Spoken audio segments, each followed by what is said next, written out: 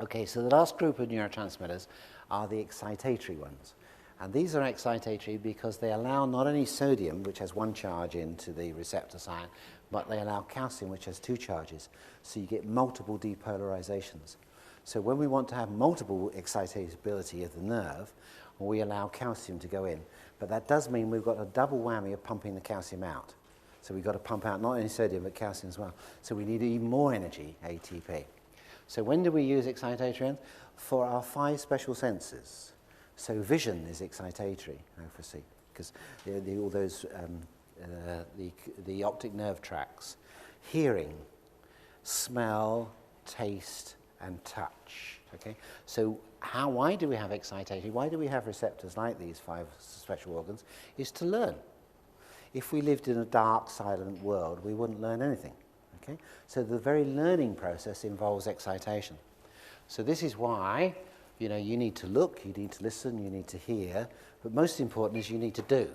Okay? So once you get your hands on each other and you start to testing things, that's really when you lay down your learning tracks. So excitatory neurotransmitters are there primarily for the learning process, which is why they're rich in the frontal cortex. Now, aspartic acid is more, I think of the aspartic acid more as the excitatory in the spine and glutamic acid mainly in the brain. And the thing that makes the difference in there is that they have 2 carboxyl groups. So you've got one carboxyl group here and one here. See the COOs, negative? So you have 2 of those. Here, you've got one there and one there. So this makes an excitotoxin. So you've got cystathione here, which has 2 carboxyl groups. This is a molecule of near cysteine, between methionine and cysteine. So this becomes an excitatory neurotransmitter. And arginosuccinate, which is in the urea cycle, you'll see it actually has 3 carboxyl groups, okay, which makes it even more excitatory neurotransmitter. So these are the 4 natural neurotransmitters that the body uses. The main one we think about is glutamic acid or glutamate. Glutamic acid has a lovely salty taste. It's called the Yamani taste. So when you put 1 grain of glutamic acid on your tongue, you can usually taste it for ages. And even when it's long, long dissolved and you suck and you stimulate your saliva, you get that lovely salty taste still come through, even on 1 grain. So the answer was to make a synthetic product to this called monosodium glutamate. Okay? And monosodium glutamate is a perfectly natural substance present in seaweeds, which is why seaweed has a nice taste. But they can make it very cheaply and very synthetically, and called monosodium glutamate, and it gives you the Yamani taste. Now, some people are unable to break this down, so the glutamic acid level remains high, and these are your blues. Your blues cannot tolerate MSG. Okay? So that's why we put MSG into the neurotransmitter test kit there. And these are the people who, they go to a Chinese restaurant, and they have to be very careful. Chinese, you ask the Chinese people, do you have any dishes without monosodium glutamate? Yes. But you assume that the answer is probably no. They're not going to tell you the truth. They're going to try and sell you the dish. And some people are very, very sensitive and can go into asthmas and all sorts of skin irritations from eating this stuff. Now, aspartic acid, when mixed with phenylalanine, has amazingly sweet properties and no calories, really. And that was discovered and gives a sweet taste. So this became a Spartan, the artificial sweetener. And so wonderful stuff because you could put it in all low-calorie drinks, low-calorie jams, all sorts of things. So people could still eat sugar or have the taste without having the calories, which is great for weight loss. But like aspartic acid, you have to break it down. And there's certain byproducts, as we'll see of it, which can be very, very toxic for some people. But these blues cannot tolerate these. So now you learn that tyramine is intolerable to blues, and MSG and aspartame. So that gives you certain things within their diet that a blue person may react to. So they could have health problems because they're taking too much aged food of the tyramines and MSG and aspartame. Okay. Cystathione has been shown to be able to be blocked by AMP, and cystathione gives the bitter taste on the tongue. So by putting AMP on or using this as a food, you take the bitter taste away. So people can eat broccoli and other things without getting the bitter taste, but they're fooling their tongue. Okay? The tongue doesn't actually taste any of these. The receptors pick it up and the brain tastes it through the tractus solitarius in the medulla. So these are fools thinking, oh, your tongue, you're tasting. You don't taste it in your mouth. You pick the receptor up in your mouth, but the taste is an experience in the brain. And arginosuccinate gives the sour taste. This is like the lemon juice. So those four tastes you'll recognize very much with the tongue, aren't they? They're associated with the tongue. So that's the structure, very simple, of aspartic acid. This is made from aspartate, or made from asparagine, the amino acid asparagine. And it's broken down, metabolized, and can be made from oxaloacetic acid within the Krebs cycle, and can be broken back down to oxaloacetic acid and then burnt as a result of that. So this aspartate can be burnt in as ordinary aspartate. It's not aspartame. Aspartic acid can be burnt as a Krebs cycle derivative. So again, here we need magnesium to get it to work, and we need P5P, vitamin C, to get rid of it. Glutamic acid is made from, so we'll see, glutamine, the amino acid glutamine, and again needs magnesium to make this, and is broken down to alpha-ketoglutarate, again in the Krebs cycle, so we can burn glutamate through transamination, which needs B6. So again, to regulate this, to break it down, we need B6 magnesium. So these are the common things that when we've got high excitation, we can be deficient in. So the hyperactive child is often magnesium, B6, sometimes zinc deficiency. So let's see an example of the 5 organs that we said, the sense organs. One of those, or 2 of those, which are glutamate mediated, which are common problems. One of these is tinnitus. Tinnitus is an overexcitation of the auditory nerve in the cochlea. Okay? It's an overexcitation. It can't switch off. It just has that sound which you think, oh, hell, we lived through hell when that speaker went off. But you can imagine what people with tinnitus are like, you know, when they got continuous tinnitus. Okay? This is magnesium deficiency in the majority of people. Okay? Hypersensitivity to noise. You know, what they're doing is they're just having a noise, background noise switched on, which we can't hear, but they can. Okay? So you say, well, why are you so sensitive? And they say, oh, just turn the volume of the radio down, turn the television down, turn the noise, be quiet, you know. And they just want to put their hands over their ears. Who was it who was describing your grandchild, was it? Or who folds his ears back like that?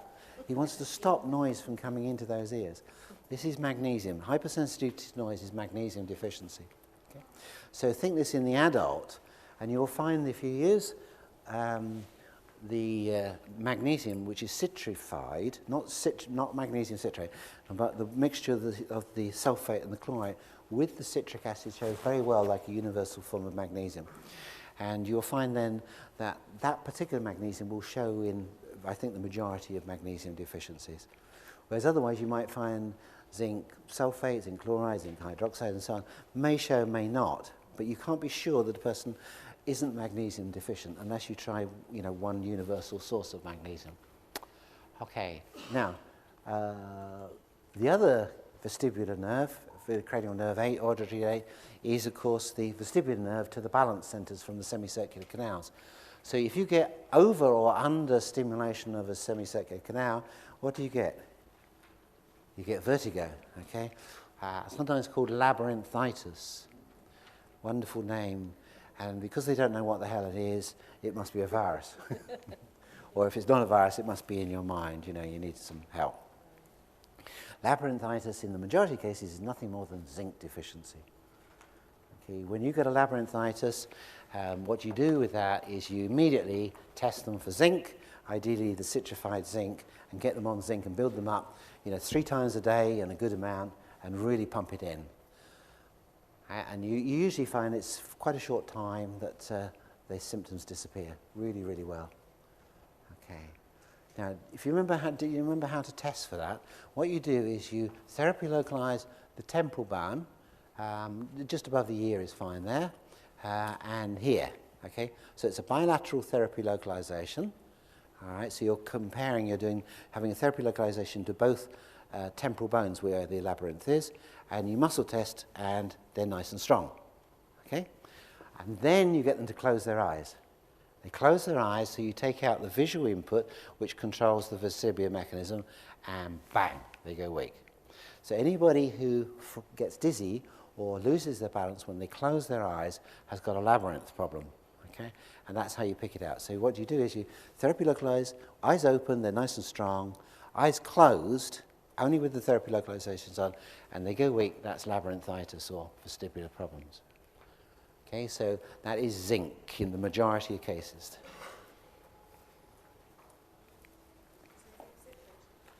Again, use the citrified. It's not zinc citrate. What we've done is we've made the chlorides and the sulfates, because they're the most water-soluble of all mineral compounds, and then we've added citric acid. So nothing in solution is zinc citrate. Nothing is zinc chloride, nothing zinc sulfate. There's zinc ions, and there's sulfate ions, and there's chloride ions, and there's citrate ions, all right? It's only in dry powders when you say zinc sulfate, zinc citrate. You cannot absorb zinc sulfate, zinc chloride, or zinc citrate. You can only absorb it if you put it into solution and it dissociates, or the two parts, the anion and cation, separate. The reason we use chlorides and sulfates is universally they are the most water-soluble of all minerals, okay? The only one which isn't 100% water-soluble is calcium, but no compound of calcium is 100% soluble. But again, the sulfates and the chlorides are more soluble than, say, carbonates, which is chalk, which is just totally insoluble. It always beats me why people with calcium deficiency pharmaceutically get prescribed calcium carbonate. And because it's the most insoluble form there is. It really is.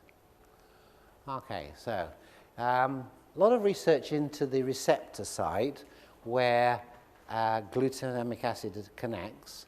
So here we bind on, this is called the NMDA receptor, and we need glycine here, which is an inhibitory neurotransmitter, and on here is the binding site. This is where the ship comes in, or the glutamate here.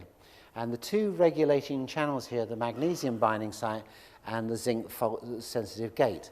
So what happens if you've got enough zinc and magnesium, you hold the gate and you just allow one molecule of the calcium to go in each time. Okay, so it regulates. If you're zinc or magnesium or both deficient, the gate remains open, so you get multiple entrants of calcium. And this is what hyperactivity is. So these are the people who start seeing things, flashing lights, or wavy lines. So they call this dyslexia, if it's in the eyes. If it's in the ears, they start hearing things, hypersensitive to that. Or any other receptor, they get hyperalgesia. You touch these kids or people, and they jump every time you touch them. They're hypersensitive. I don't like that taste. They reject food, and they're just hyped up so much in this way.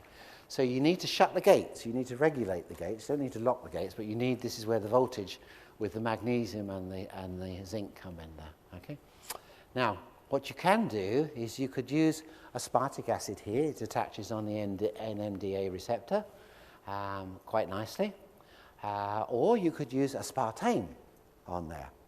And aspartame mimics the effect of aspartate, so it's a good hyper up there. And instead of glycine, or you can use glycine, you could use any of the other. You could use GABA, which is relatively expensive, or you could use taurine, which is quite cheap. Okay? So if you mix aspartame and taurine, and then you mix a nice fruit flavor with that, you get an animal which is red-colored with horns as a commercial drink. Okay? And that's why it really works. It hypes you up in no time at all. And they make so much money, they can sponsor Formula One racing driving with it. It's good. And if you have a vodka with it, it really works really well.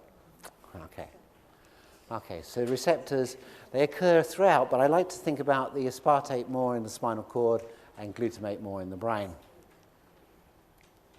So, aspartate receptors. So, now, deficiency of excitation. Difficult one here. There's only one word for this, really, is you're aimless. In other words, you have no direction of where to go in your life. This is different from apathy and lethargy. Subtle difference. It's very difficult with English language to be able to probably translate all these. So, aimless. Don't know what to do. They get low nitric oxide synthase production.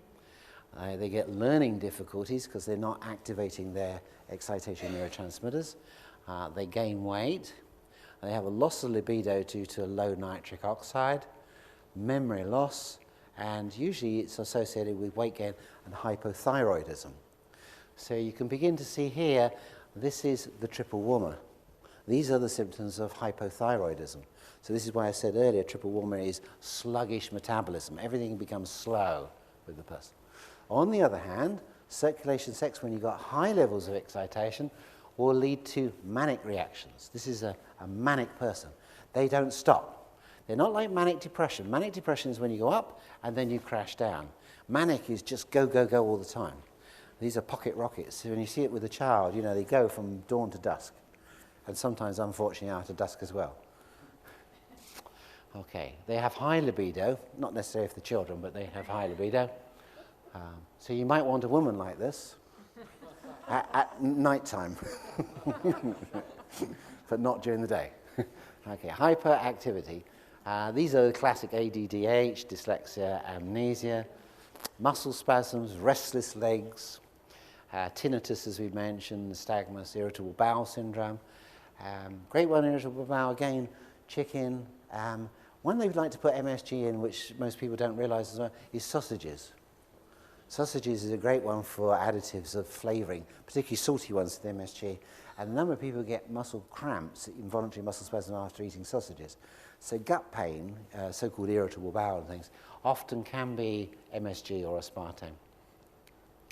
It can burn the people out eventually and they get chronic fatigue. And if they get pain, remember they've probably got high lactic acid, it's fibromyalgia. And in its worst case, you could have convulsions and hyperthyroidism. So the 2 points, triple warmer is at 10 o'clock on the eyebrow, 2 o'clock on the other one. Okay, just put your fingers on the side of your orbit, and you'll find as you go up to about 10 o'clock, 2 o'clock, there's a little notch there. That's the junction between the zygomatic bone and the frontal bone. That's where you are. So you're on the orbit. You're not up here, you're actually on the orbit there. Okay, circulation sex in the male is 2 centimetres or 1 inch lateral and 1 inch superior. Okay, so if you've got a male next to you, you can touch that. Ah, sorry, Paul, you're looking forward to that. Okay, so very important that, Sam, isn't it? Because you taught me that. It's the 4th interspace, if I remember, and it's the 4th interspace in the female as well. It's not in relationship to the nipple, because the nipple could be down here. It's the 4th interspace, okay, regardless of the shape and size. Okay. Right, so aspartame and depression. Aspartame decreases the availability of tryptophan to the brain. Okay, tryptophan is the essential amino acid building block for serotonin, as we met, which when present in the brain allows low amounts lead to depression and compulsive disorders. So taking too much aspartame in soft drinks, etc., may not be good for you might get the quick fix, but ultimately you end up with the low. And we know then that you get overexcitation, which means more calcium going into the nerve. And if you've got lack of magnesium and zinc, you'll get a build-up of calcium. 20% saturation of that leads to turning to stone. Okay, the nerve will die because of the increased calcium, and you get virtually, basically, irreversible brain damage. So taking those particular types of drinks are fraught with danger. In the short term, 1 or 2, yeah, probably no problem. But you have to hope that the drivers who drive the sponsored teams there don't take the drinks themselves, okay, because they will start to lose their brain cells. So we've all done it when we were at college. You know, we've all drunk these drinks and the Diet Cokes and so on like that. And when you feel really knackered, there's no harm in a Diet Coke. But on a regular basis, taking into account, you know, the 2 or 3 pints, which is 1.5 litres a day of soda drinks is the average in the American diet. Okay, most of those, of course, are healthy, low-calorie, you know, ones, i.e. aspartame, which doesn't do people any good. Okay, so aspartame is aspartic acid and phenylalanine together. And what happens with this? Ingestion and warmed to body temperature, that's 37 degrees, is activated upon by chymotrypsin in the gut with the creation of methanol. Now, methanol is wood alcohol, you know, and goes on to form formaldehyde and other nasty substances. Methanol is oxidized to formaldehyde and formic acid. So what you've got here is a situation where we actually produce methanol as a byproduct. And for a while they thought this might be the cause of the Gulf War syndrome. In the first Gulf War, there were a lot of people who were ill after there, and they found what they did with the Coca-Colas, the diet ones, is they left them outside before they were taken into the Nafian places, and they got really warm in the desert there. And then they brought them in as required and popped them in the fridge before they served them, so they were nice and cool. But unfortunately, of course, they've already turned to methanol. So the poor soldiers were drinking methanol, in other words, a dose of like methylated spirits, which then they broke that down to formaldehyde and formic acid in the brain, which are highly neurotoxic. So never drink a warm Coke.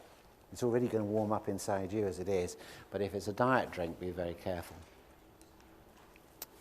Okay, so I've sort of just added a couple of things at this stage. Those are the neurotransmitters, and then I'm going to demonstrate, you know, how we actually find out which ones are which, where the key neurotransmitter is or the key meridian. And then we want to look into the causes, really, of why those meridians might go out of balance, okay, in the first place. And obviously we know that anything mechanical can do this, anything biochemical and anything emotional.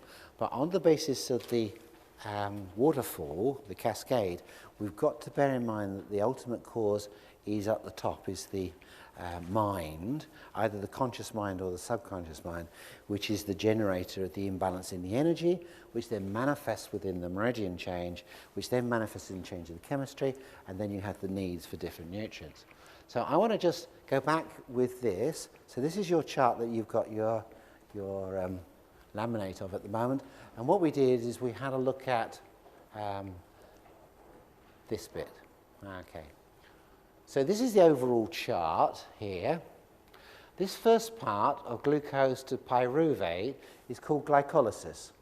Now, understanding how to produce energy can be simply intricate or intricately simple, as Dr. Goodhart used to say. You can make it as complex as you want, but in fact it can be very simple, or it can make simple things very complicated, like some people do. Okay, so I'd rather go for the simple one myself. So production of energy in the mitochondria, in the cell, is as easy as 1, 2, 3. So you draw a straight line down, you draw a circle, and then a line across. So 1, 2, 3. So 1 is called glycolysis, and this occurs in the cytoplasm of the cell. 2 is the Krebs or citric acid cycle. This occurs in the mitochondria. And 3 is the oxidative phosphorylation or electron transfer, which occurs in the membrane between the two membranes in the mitochondria. And it's here where we convert magnesium ATP to magnesium ATP. And very important that it's magnesium ATP, not just ATP. It's magnesium ATP. And again, if you haven't got those already, they're in the neurotransmitter kit, where you've got magnesium ATP and magnesium ADP. So this is like a rechargeable battery. So this is the discharge battery, and this is the charged one. Okay, so obviously when we've used the charge, it discharges, and we have to charge it up again.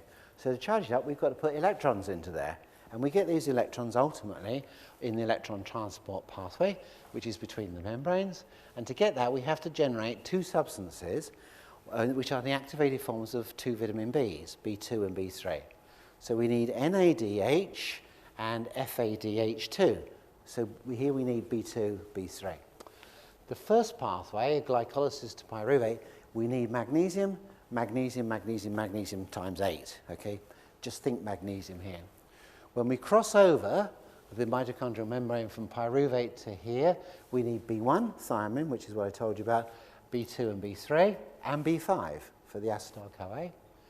And then to pop into the citric acid cycle here, amino acids, which we like to burn sometimes, we need to transaminate those, so we need the B6. And the whole lot is dependent upon oxygen as the ultimate nutrient, where we need B12, okay, to mature our red cells. So if you had nothing else to help somebody with their energy, you could say, well, let's have magnesium and B complex to cover everything. Okay, so you can't go too far out. So if you're going to do some sport, or you've got a person who wants to do some sport, and you don't really have the time, or you don't want to work out what it is, put them on magnesium and B complex. Okay? So we know what the B complex is in the liquid, in the mirror on glass. It has the amounts that you need, the optimal amounts that you need of each of the Bs, okay, in their citric acid form, of course, and a bottle of magnesium. And you could take, if you didn't know how much to take, I would take 2 squirts of the B, okay, and I would take 4 squirts of the magnesium. Okay, that'll give you a reasonable slug. Now, the other week, not last week, the week before, there was an article in the Daily Mail about what the stars are now taking, okay? And the stars, who like to abuse themselves with all sorts of things, but particularly cocktails and things, go to these various clinics and they have an intravenous drip. Okay, did you read it? Intravenous drip. And it costs £250 a time to do this. But you can do this much cheaper. Okay? They are doing it for the whole family. Doing it for the whole family, yeah. It costs £1,000 or so. Simon Cole does this quite regularly, as does most of the... Simon Cowell, not Cole. Probably Cheryl Cole does as well. But all the stars, apparently, who like to go out and abuse themselves, then go in and have this drip, okay, done. It takes half an hour to actually feed it in. And they say, the journalist who wrote that, she said, I felt so good after this I could run home. And I thought, oh, this is good, you know, I must try this. So basically what it is, by the time you end up with the whole thing, it's a B complex. They stress the B12s, but there's B6 in there. And basically it's a B complex which supplies you all the things for the Krebs cycle and things. Okay? And there's extra slug of magnesium in there. And guess what else they put in? Selenium. No, selenium in there. And a dash, you know, into your cocktail of chromium. And then you mix the whole thing in vitamin C. Okay, so about 1 gram of vitamin C. So a B complex, magnesium, put a few squirts of selenium and maybe a couple of squeezes of chromium in there, and take it down with some vitamin C powder. And you feel good. Okay? So there's this cocktail. What was the cocktail that they were drinking? The new in cocktail is vodka in champagne, and I can't remember the third ingredient. It's quite a nice one, but it's become the in cocktail for the... you've got to earn a lot of money to be able to go to a club and buy these cocktails because of the amount. And then you've got to have another 250 to sober up in the morning before you do a television show, you see. They're doing it for the children, isn't it? Yeah, they're doing it for the children as well, yeah. Gosh. Okay, so what we know is everything to do with the Krebs cycle here is the vitamin Bs, and then it's only over here with the electron transport that we need things like iron and CoQ10 and so on. So the important nutrients are magnesium and the different Bs.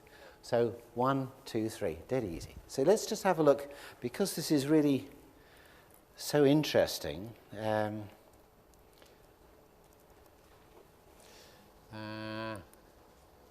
So this is the first pathway. We're just blowing that up a little bit. And then this is the bit between the pyruvate and the acetyl-CoA. This is the one I was telling you about. You've got pyruvate here, and then this is transferred by thiamine, thyrophosphate, linked to lipoic acid, and then vitamin B5 here, coenzyme A, CoA, makes acetyl-CoA, which is really the substrate for the Krebs cycle, is acetyl-CoA. So what we've got here is acetyl-CoA. As we said, it's very important to making acetylcholine, the neurotransmitter, and then that goes on to make citric acid. Okay? So citric acid is the first bit at 1 o'clock here on the Krebs cycle. Okay, now if you can't move this acetyl-CoA to citric acid, okay, you get a deficiency of citric acid. This person will strengthen to citric acid, and they will weaken to acetyl-CoA. So these people have got too much acetyl-CoA and not enough citric acid. So what do we do with too much acetyl-CoA? We've only got one thing we can do. We shunt it here, which goes on then to make this, to make this. We make fat. So you can imagine if you can't burn, or you're only 30% efficient or deficient in the burning of energy, what happens is at least a percentage of what you eat goes straight to fat. Because if you can't burn the acetyl-CoA and make it into citric acid, you put it on as weight. Okay? It's automatic. And along with the triglyceride increase, you also make acetyl-CoA is the substrate for cholesterol. Okay? That's what cholesterol is made from. How we make cholesterol in the body, we make it from acetyl-CoA. So up goes your cholesterol, up goes your triglycerides, and up goes your body fat.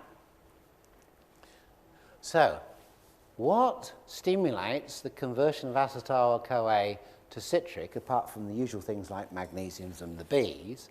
What determines this speed that we turn this is T3, triiodothyramine. So in other words, the thyroid hormone, okay, T3. So what happens is, if you produce T4 from here, which most people do, But that then goes into the blood, goes into the cells, into the mitochondria, and then converts in the mitochondria to T3. And to do that, you need a deiodinizing enzyme, okay, which is selenium dependent. Okay, so here we bring in our selenium. So often here you find this is a selenium shows up here. So selenium will help to actually spin the Krebs cycle for you to make energy. So if you don't have enough T3, you can restrict your calorie intake, but you'll still gain the weight. Okay, so this is a very exciting part, because the blockage at this point here is what makes people gain weight. So everybody who gains weight will strengthen to citrate. So the simple marker for being overweight is, do you strengthen to citric acid? So if you strengthen to citric acid, it means you're not burning it, you're not creating it, and you'll find you'll weaken to acetyl-CoA. Now, after that, there's very little problem. The only other problem occasionally you come across is a person who weakens to citric acid. Okay? And they weaken because they got excess of it, and they strengthen to isocitrate. So these people have a blockage here, so they need something to open this pathway up in order to make the isocitrate.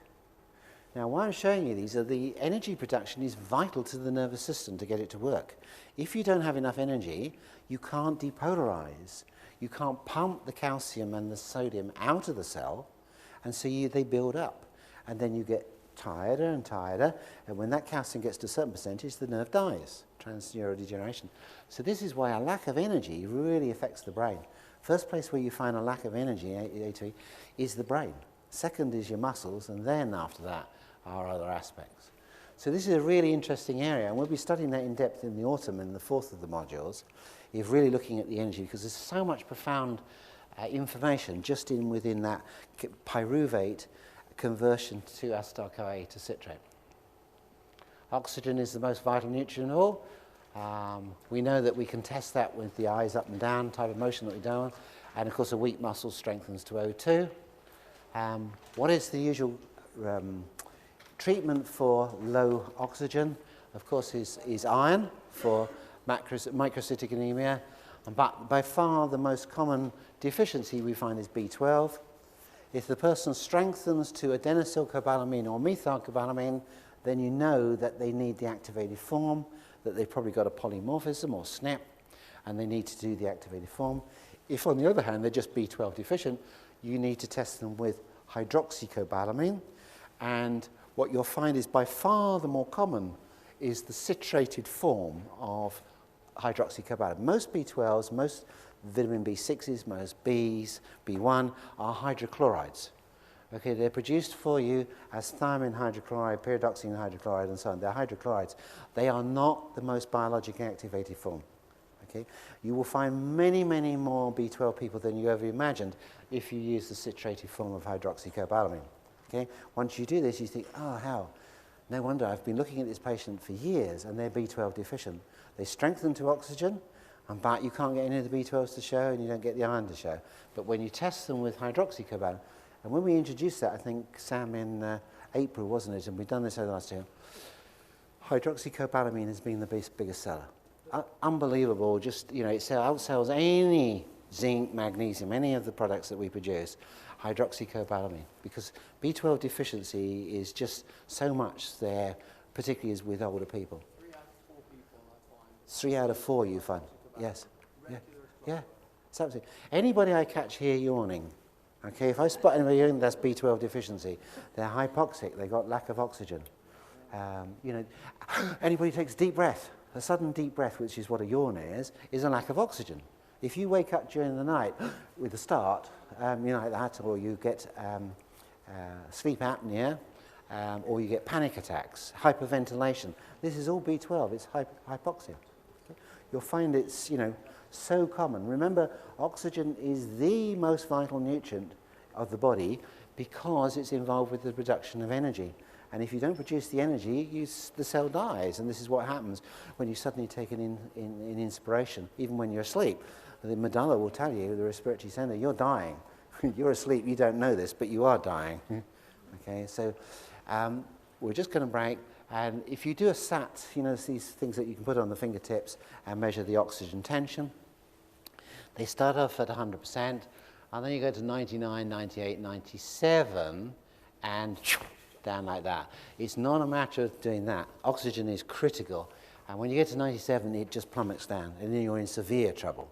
You know, you often go on oxygen mask and things. And that's the first thing when you watch Casualty or Holby City or these other, they test the SATs, as it's called, which is your oxygen saturation. And it's very critical. And many of you will be sort of 97, 98. So you're on the slippery path, but you've not gone into complete anoxia, but you're on the way. And you'll find, you'll take deep breaths. You're better with this howling gale like last week. Go outside, open your mouth up, and get all that lovely fresh air into you, and you'll feel absolutely wonderful, okay, because you've got lack of oxygen in your brain. Okay? So B12 is the most common one, and I couldn't believe this either, like Sam, just how many people are hypoxic and need B12, but it's only when you use the hydroxy, isn't it? And it's the citrated form of the hydroxy. Cyanocobalamin doesn't show. You can citrify cyanocobalamin, it won't show. It's only the hydroxylated form, and absolutely just amazing. You know, I can see why we sell so much of that. So I think, yeah, that's a good time to break. So 15 minutes,